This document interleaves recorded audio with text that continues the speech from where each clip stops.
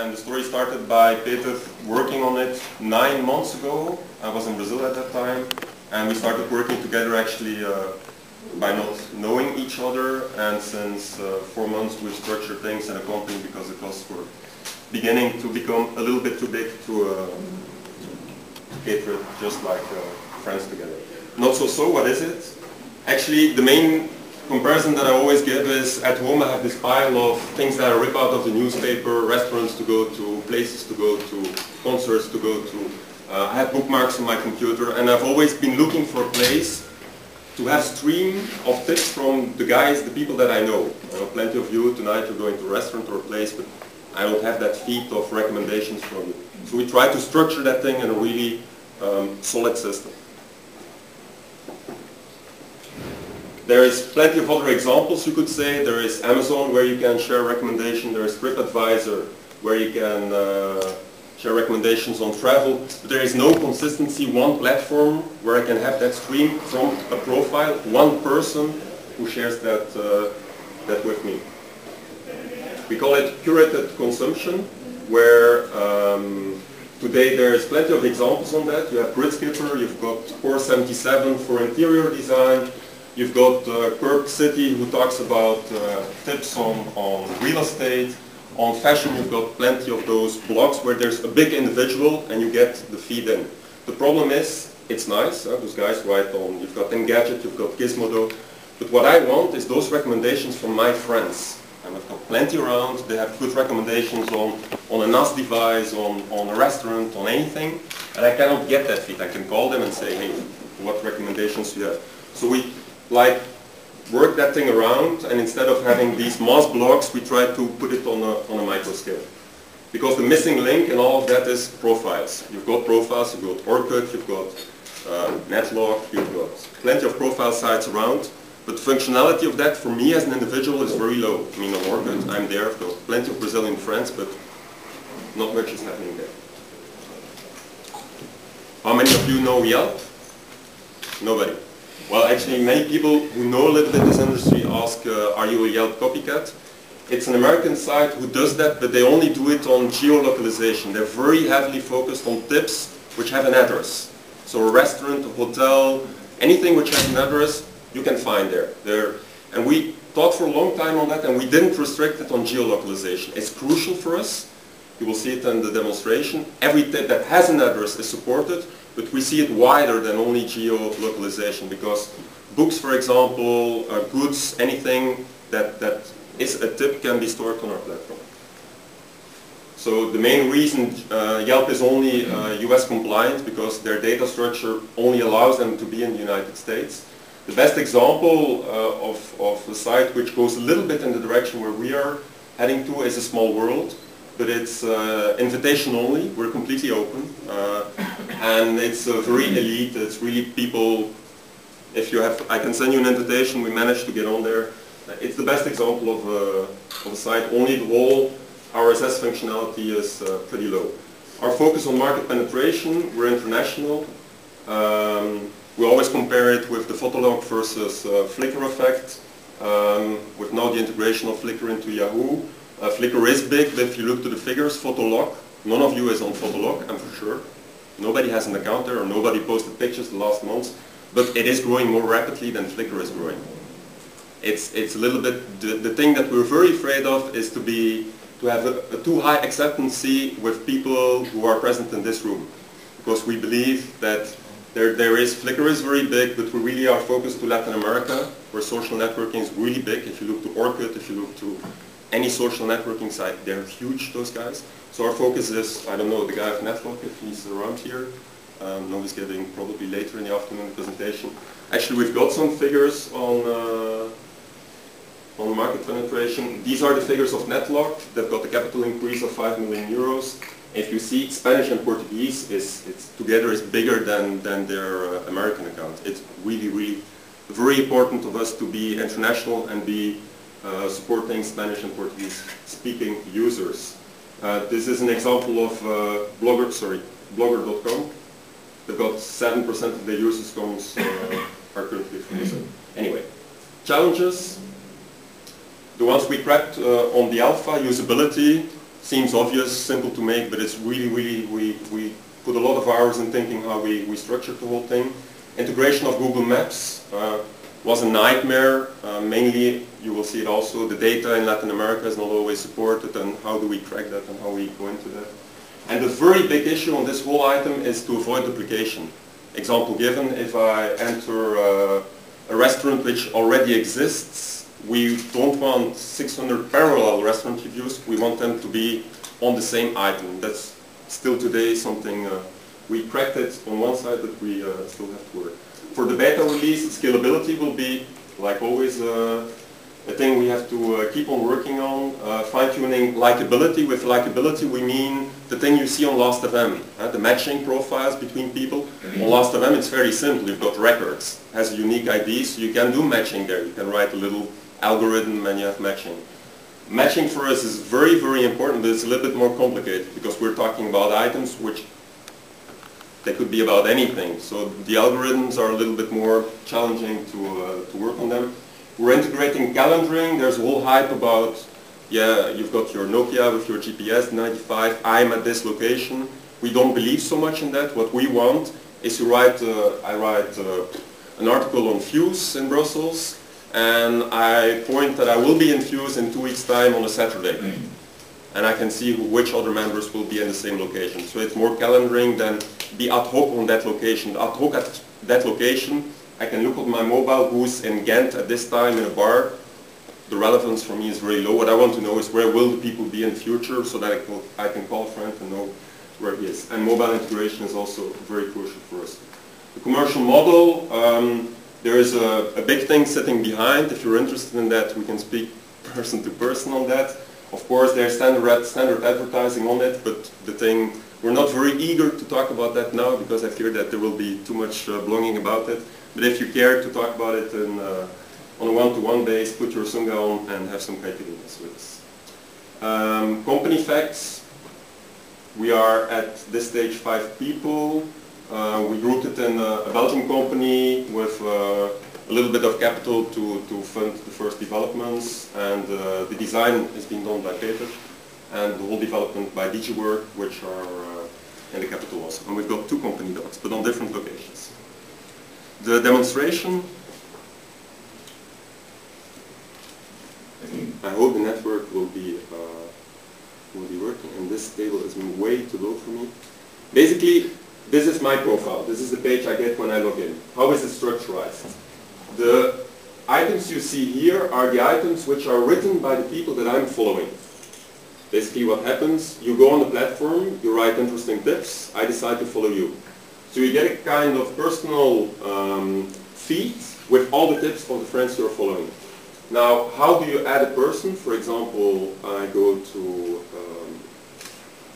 the individual profile of Jean.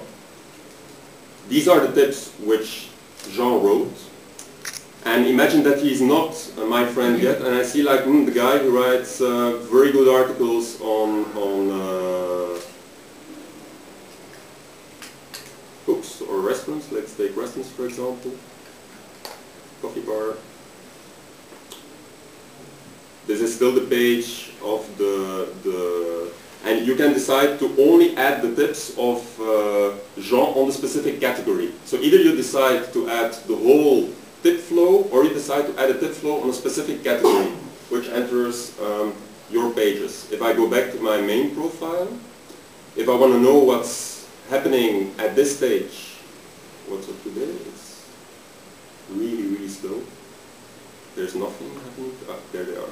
These are all the items of the events which are going on today, tomorrow, and the day after. It's a spread of 3 days of tips that are being entered by my friends. So for example, Dring Dring, it's something happening in Brussels with bicycles, and of people that I follow. So it's only of the group of people that I decided to be a friend of.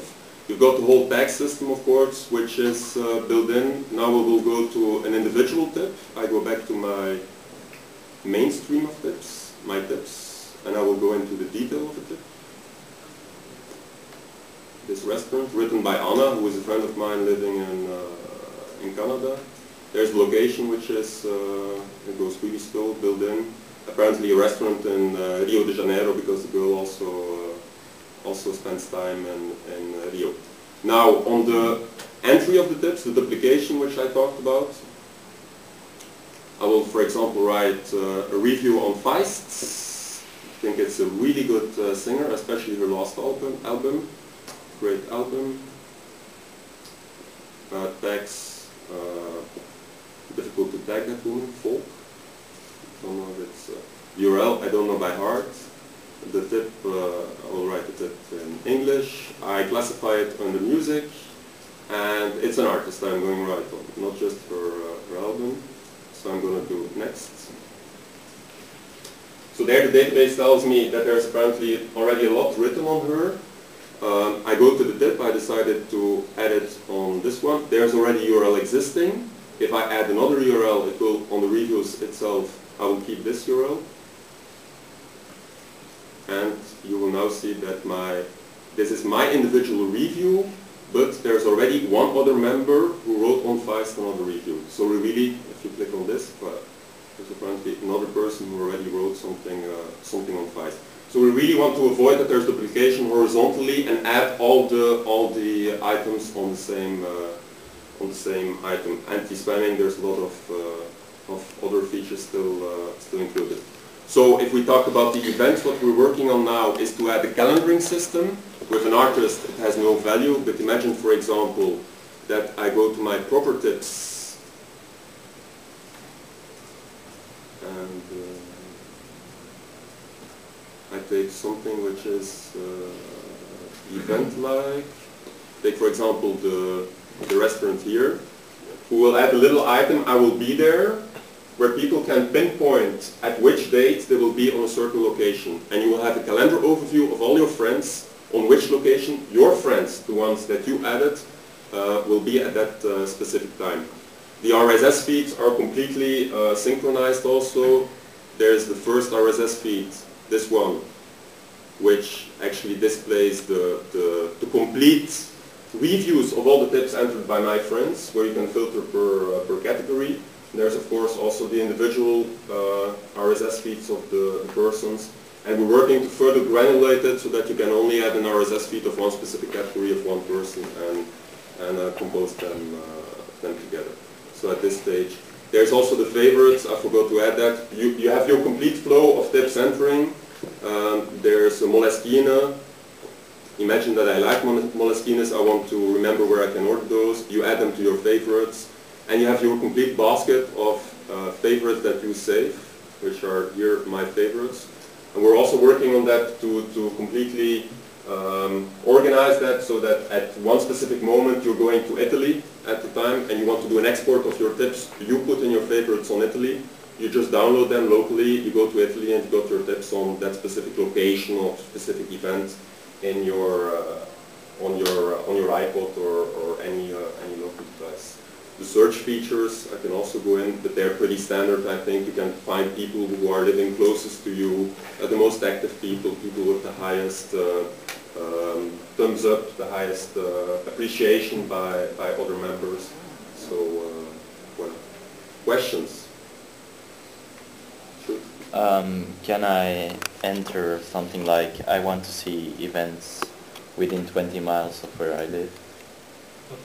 No, that's these are the search features which exist today, and we're working now on the whole interface of, like you mentioned, of doing composed search, which is, but today it doesn't exist. We can easily do it to see which events or music events. You have to work on the categories which exist. That's really what we but basically photo exhibition. 20 kilometers, you add it, you point it, and you will have all the photo exhibitions which exist. It's not, I cannot show you, it doesn't exist there, but it's pretty easy to develop it. You can importing the data from other sources or creating it yourself? No, the philosophy that we actually have, it comes from my own personal drive. Ines is not here, I think, at this moment. Ines, she writes excellent things on interior design. She's a blogger, a famous Belgian blogger. I love her tips. The problem is, it's a little bit unstructurized, it's on a blog. So I was looking to this event is happening in 20 March, and you can get that kind of information from the blog. Correct. and work with upcoming and do the import there. The thing that we're now working on is doing the export towards the blocks. So that you have like just a delicious plugin where you have the tips entered today, you export them to your blog, and the source where you enter them is not so, and instead of having, if you do an album review, you do it on not so, and bam, it goes automatically to your blog export. Yeah. The core data is structurized there. You click on it and then you see other albums which has similarities and things which are sitting around. Yeah. Do we get an invite? Yeah, actually there's a test platform now. It's test.notsoso.com. You will see a registration button. You can register on the registration button and you will receive a login and password. But please be hard on us and send us as much critical comments as possible. How are you going to get critical mass? Because if there aren't reviewed items, then there's not much point in using this. Yeah. Yeah, but what we're actually building on, the main discours that we're doing is there's a huge amount, again, a simple example, there's a huge amount of Brazilians on our market. Basically, I could go to my profile. Basically what it does, it has your friends that you follow, the friends that are following you. You can write little messages. But how do you get everyone to start using the system? But there's what we're doing now is we're appointing, we have in Canada already one person, we're appointing local community managers in every country, which are gathering some alpha dogs who are starting to write the comments on there, and trying to get them off the platforms which today don't have that much added value. And this is where, I mean, imagine you're sitting in Rio de Janeiro, I write a review on Postal 6, which is a beach stand where all the people go to. You add there the calendaring function, who's going to be there from 2 till 6 in the afternoon, only for that stupid functionality. So there's various degrees of people entering tips. There's people who really are massive reviewers and enter the tips, but there will be plenty of people who just write some of the locations which they like, and then use it more as a kind of social networking tool on the tips they wrote on, rather than a real repository of the hundreds of reviews they wrote. So I think we can be certain that we cater every So other. basically you're actively seeking out the kind of leaders in social software and targeting them, trying to get them to move over to the platform. And is it localized?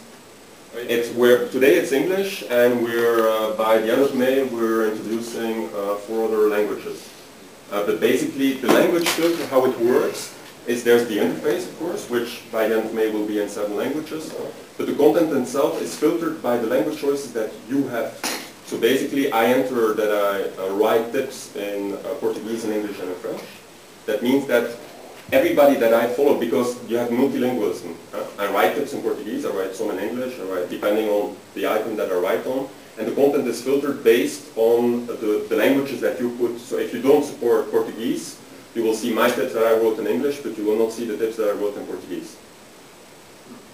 So there is an automatic filter. There's some debate on that on people who say, yeah, but maybe latently I could read Portuguese, and so now you're so excited to do it. Where there's a little bit of debate on the real. We have got the calendaring function which we want to do, and likability, which are really crucial for us. And we're doubting a little bit of launching the multilingualism, which is for us what we call official launch day, to do it before those items or after those items. Because because we know that really the calendaring function is something that will be used by many rather than the massive input of information, and just use it more like upcoming, but on a lower scale. Upcoming, I mean, it's and just use it like I will be at that bar, or I will be.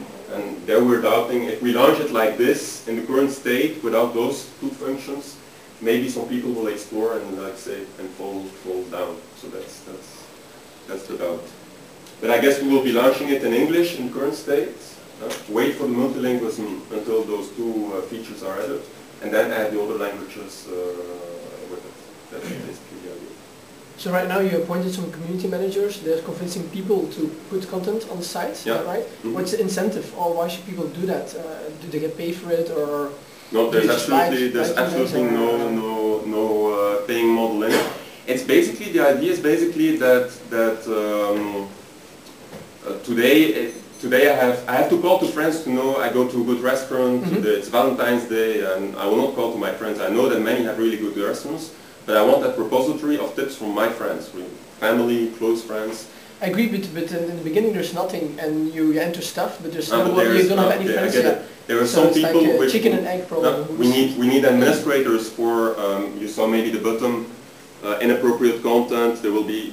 So we need manual control. We need support, advice. So the people we appoint to do that, some in Brazil, some in Canada, are also the people who are very heavily now entering. Okay. So we combine the function of more functional administration of the platform and entering those tips. And those people, I wouldn't say they're well-known people, but they've got their contacts. So it's voluntary right now? No, those we pay. Okay, no. So they're actually creating the very first piece of Yeah, content? correct. So Anna, I don't know, the girl that I showed you is one of those, and you recognize them by an administrator button, but they're more than an administrator, also the people who are actually pulling it out. And honestly, on the blogging platform, I think we don't count on maybe with the plugin. I would use the plugin because I'm bored of entering. It's not structurized, the Feist album. If it's a direct export, I would use it. But I don't count so much on mainstream bloggers of actually promoting it, because there's the whole. I mean, for myself also, why would I? There's the idea that you were actually building another platform, and that thing plays much more with bloggers than you have with people with non-bloggers. And do you use page review and you can exchange? No, today not yet. No. Because then the work can put it on this side and automatically the peer reviewers and make it more effective. How are the contributions licensed? Do people keep copyrights in their own contributions? There's copyright. Well, we will never. The only idea that we're playing with is, for example, I'm going to Italy, but we're not, and we would like to have printed versions of your favorites. So we structure the whole. There's the favorite side. There's 24 now. We structure it in folders, and there's the ability to do a printout. You go to I don't know. You go to on a trip to Barcelona, and you just go looking around straightly for tips on Barcelona, and you save them in your folder and you do a printout. So what is the copyright then? Yeah, so that's the, yes, we want to be able to do that, that any user has the ability to make printouts of the favorites they save, which could as well be a tip from your side. So that's literally what we wrote today, that only that can be done from our side. No syndication towards other sides. Okay, so certainly no Creative Commons or anything like No, that we don't do. No. Because I think honestly, the kind of public who's Creative Commons, it works, but it's because we're really talking here the kind of level of people. I think it's for many of those it will be maybe a little bit confusing. I want to elaborate on that because you say this is not your target audience. These people are too geeky, and when they write something, it will build their own blog. But on the other hand, in order to have your to promote yourself, you need these first movers. You call them alpha, alpha users, and you call them leaders in social blah blah blah. But those are these people. And a lot of services have taken off because they, like Flickr, they were popular with the alpha geeks. No, I would love to have them on the platform. That's not the point. Welcome everybody. I'm just a little bit realistic on the discourse to have those people using it. I mean, if they're there, gladly. But how do you define those alpha users? What kind of people are they? It's people who have an extremely big network of real life contacts, who are known to know the best places, to know the best clubs, to know the best restaurants, where you simply want to receive the data from. Okay. And I think the perception that I have is that an average blogger has the perception when he does that and he starts using not so, that he's building not so, which is for a part true. And that whole dynamism, I'm rather skeptical on you. I mean, ask anybody how much other platforms are you really seeding today with information apart from Flickr? That you're really using. If it helps people to put content on their own blog in a structured way, like Delicious. Then that's the thing that we would love to do, the Delicious plugin. I've been talking to Mish, we're seeing do something on there. That's what I would be. But even then, I'm not sure if Ina would be using it or not, because maybe she thinks that by then that whole dynamism of I'm adding content to another platform is for bloggers a really very delicate matter. I mean, also for me, I would be. It sounds like your users are going to be more party animals than geeks. Yelp is going into that direction. That's why we decided not to do only the geolocation. For example, I took last week I took how do you call it in English? A hospitaalverzekering. Yeah. Medical insurance.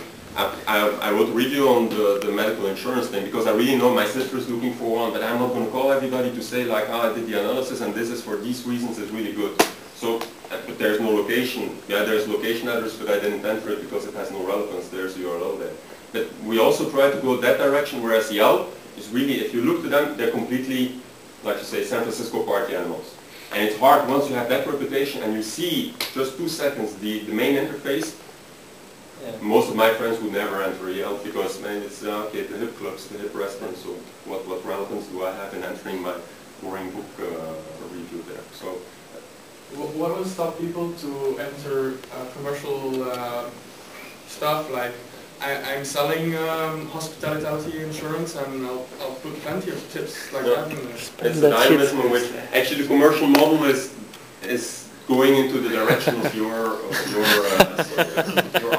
But it's not as obvious as you pointed. It's not simple like we give an account and we ask people to pay from the account and they can write tips. Close. Thanks.